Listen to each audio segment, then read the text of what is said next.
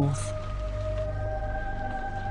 26 of the counties of Ireland broke away from Great Britain and formed an independent state. We in the north of Ireland, with a population of 1.5 million people, decided by an overwhelming majority at a great national general election that we would remain within the United Kingdom. We made that decision as a people quite freely and for very definite reasons, reasons that are historical, reasons that are cultural, and reasons that are economic. Áras grú storm dansa le chur hiúil leis. Sí an rud a bhí an agus sí tá sé millseach an dearcú gaim churga pobla. Gur príú IRA Craig Avan a bhí stíon sinna for bliantí fada that we are a Protestant parliament for Protestant people. Agus bhí galúir Catholic an agus sin masla bhí an.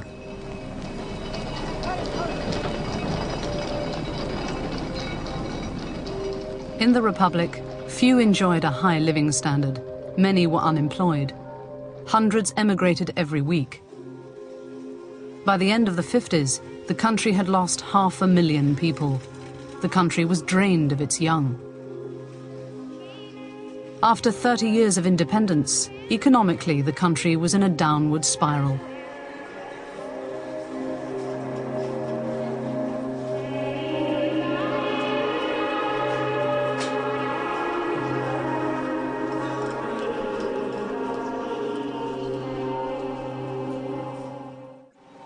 In 1952, hundreds of IRA volunteers attended the annual Republican commemoration at the grave of Republican martyr Wolfe Tone, the green shoots of a freshly motivated organisation. Responsibility for this revival was down to 3 leading Republicans, Tony McGann, Thomas McCurtain and Paddy McLogan. From the IRA's Dublin HQ, the 7-man Army Council controlled the small but unified IRA movement north and south of the border. Bhí an measa gom an bhirrtacha. Sílim gardini comasacíd agus níor aontaigh sí le rudí beaga, nith beaga. Bhí sí díortha ar an rud mór éire aontaithe agus níor ó bhain ómachá le pleiciíocht na aon rud mar sin. The 3 Macs were conservative IRA veterans who were deeply attached to the nationalist ideals of the War of Independence era. For them, the IRA would be a disciplined army of morally upright volunteers, guided by the single-minded pursuit of a united Ireland by force.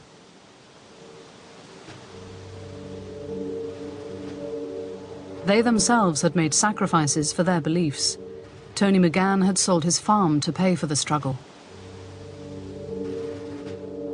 It was the money from that, really, that helped to set up the IRA. It was the seed money, if you like, to restructure the organisation. McCurtain, whose father was a martyr of the War of Independence, had a death sentence for murder commuted to 8 years of solitary confinement in a southern prison. On release, his belief in the armed Republican struggle was, if anything, even stronger. Violence is no longer, or ever was, the best way, or the most convenient way, or the most comfortable way, or the most comforting way. But it is the only way. And you say times have changed. Have times changed that much? In the late 40s, McLogan, McCurtain and McGann made 2 critical policy decisions that would shape the movement for the next 50 years.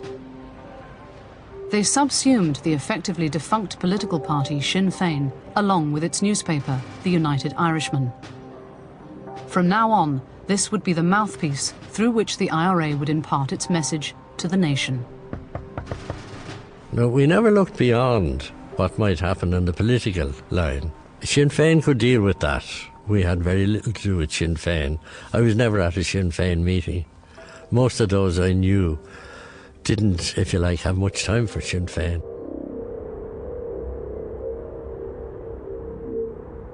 The second decision was the introduction of Army Order No. 8, a rule that forbade any military action south of the border.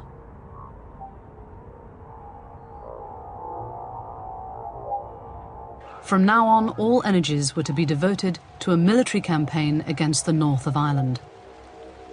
Ending partition would be the IRA's raison d'etre. This was a tremendous change for the IRA. It focused everything on the north of Ireland. It gave us a great freedom, there's no doubt about that. I mean, I think everybody was very happy that we weren't shooting at people in the south of Ireland. And I think it was a very wise move at the time. Early in 1954, the IRA received an interesting piece of intelligence. The only thing standing between it and the armoury at Gough British Army Barracks in Armagh was a single sentry with no magazine in his gun. Eamon Boyce, the Dublin intelligence officer, was put to work assembling a raiding party. Personally, I went up for 6 successive weeks and observed the barracks from various vantage points, and we obtained a fair bit of knowledge about the setup. And then Charlie Murphy suggested if we could get a man into the British Army. That man would be volunteer Sean Garland, who immediately travelled from Dublin to Armagh and joined the Royal Irish Fusiliers. Charlie and I made journeys up, met Garland. He brought us out all the information. He even suggested that we attend a dance on a Friday night, which was attended by all the local girls in Armagh City. We took over 100 photographs with a Minox camera of all aspects of the barracks. 4 of us went up in a car and approached the barracks. One of the 4 got out, went to the sentry, held up the sentry. The main body of men stayed in the town in a truck. By extraordinary coincidence, the raid had coincided with the official visit of a high-ranking British Army general. As a result, every weapon in the base had been secured in the armoury.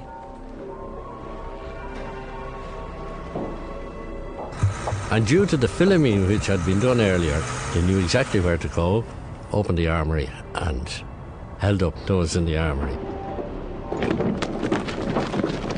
With the guard overpowered, the truck containing the rest of the team, dressed in a motley assortment of British Army surplus, purchased in a shop in Dublin, was ushered into the base by an IRA volunteer.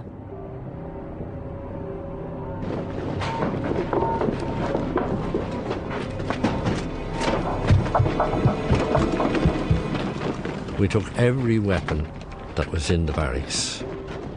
The alarm wasn't raised until 4 hours later.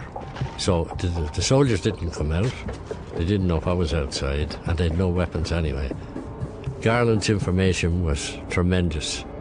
The car party, myself and the other 3, stayed on for another 10 minutes. We locked the guard room, locking the prisoners inside, and left. And I felt very elated. Tony McGann was waiting for us, and he was over the moon. He was astounded. He hadn't really, I think, believed that the raid would succeed. Now, rearmed with British guns, the IRA faced their next challenge. In order to take on the North, it would have to turn its volunteers from raiders into soldiers.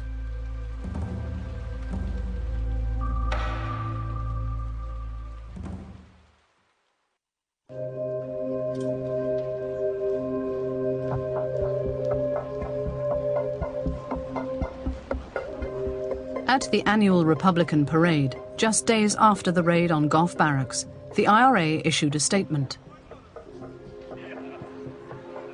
Let there be no doubt in the mind of any man or woman in Ireland on this matter. These arms were captured by Republican forces for use against the British occupation forces still in Ireland, and they will be used against them, please God, in due course.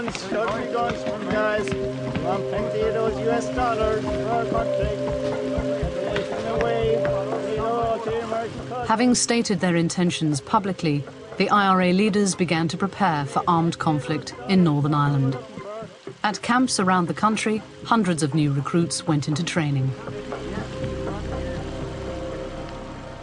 Go me go láidir leis an tréanál, mar hasty wem, Saidur.